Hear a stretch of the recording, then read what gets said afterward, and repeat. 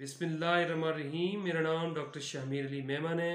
आप सब लोग जानते हैं कि रमज़ान शरीफ का महीना शुरू हो चुका है, साथ साथ गर्मियाँ भी स्टार्ट हो चुकी हैं। ख़ास करके वो लोग जिनकी गुर्दों के अंदर पथरियाँ बनती हैं या फिर किडनीज़ के अंदर स्टोन्स बनती रहती हैं, उन लोगों को रमज़ान शरीफ में सहरी और इफ्तार के अंदर कौन कौन सी चीज़ें खानी पीनी चाहिए और किन किन चीज़ों से परहेज़ करनी चाहिए ताकि उनके गुर्दों में जो पथरियाँ बनने का अमल है उसको रोका जा सके और डिहाइड्रेशन से भी उनको बचाया जा सके। सबसे पहले हम बात करेंगे कि किन किन चीज़ों से सहरी और इफ्तार के अंदर हमें परहेज़ करनी चाहिए या फिर कम से कम इस्तेमाल करनी चाहिए।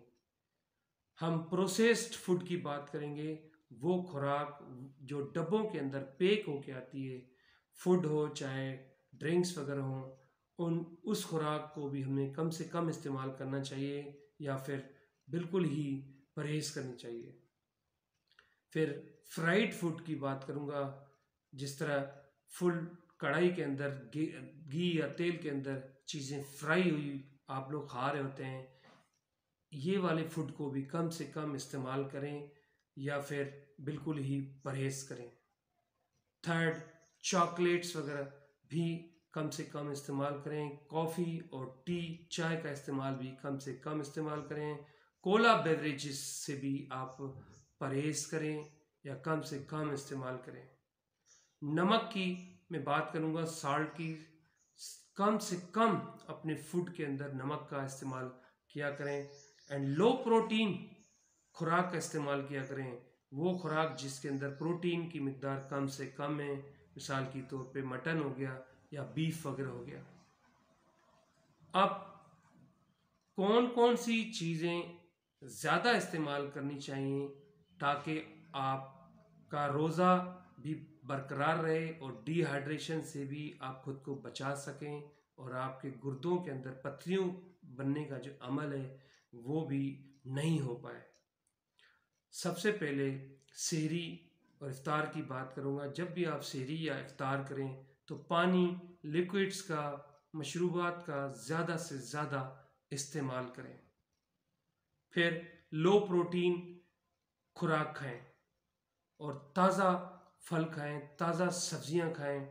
फलों के अंदर सिट्रस फ्रूट को खाया करें। सिट्रस फ्रूट कौन सा है? Oranges, all kind of oranges, grep fruit हो गया या लेमोनेड बना के भी आप पी सकते हैं। उसकी वजह ये है कि सिट्रस फ्रूट्स के अंदर सिट्रेट मौजूद होती है। अब सिट्रेट का बॉडी के अंदर क्या काम होता है? यूरिन के अंदर, पेशाब के अंदर एसिडिक लेवल को लेस करती है, पेशाब के अंदर तेजाबियत को कम से कम रखती है। उससे गुर्दों के अंदर पथरियाँ नहीं बनती। फिर खास करके वो लोग जिनको यूरिक एसिड की तकलीफ़ है, गाउट है, यूरिक एसिड लेवल ज़्यादा है, उनको भी इस सिट्रस फ्रूट से फ़ायदा हो सकता है। फिर बनाना की बात करूँगा, केले की बात करूँगा। केले का भी ज़्यादा इस्तेमाल आप कर सकते हैं, खास करके वो लोग जिनके गुर्दों के अंदर पथरियाँ बनने का, जिस तरह बताया कि अंदेशा होता है या बनती रहती हैं, हिस्ट्री रहती है।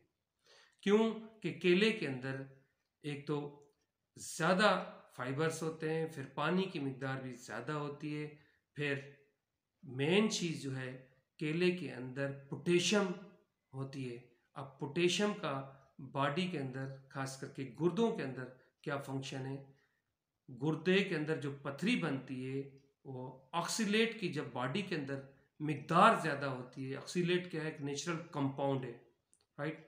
अब कंपाउंड जब ऑक्सीलेट जब ज़्यादा बॉडी के अंदर बढ़ जाता है तो फिर कैल्शियम के साथ मिलके बाइंड होके एक पथरी बनने का अमल शुरू करता है गुर्दे के अंदर। अब पोटेशियम जो केले के अंदर मौजूद है, उसका कमाल ये है कि ऑक्सीलेट को और कैल्शियम को बाइंड होने से, मिलने से रोकती है। ऑब्वियसली जब रोकेगी, जब बाइंड ही नहीं होंगे तो पथरी भी नहीं बनेगी। ये चंद चीज़ें थी रिगार्डिंग दी रमज़ान शरीफ। मुझे उम्मीद है कि तमाम व्यूअर्स को अच्छी लगेंगी। अपने मेज़बान डॉक्टर शहमीर अली मेमन को इजाज़त दें।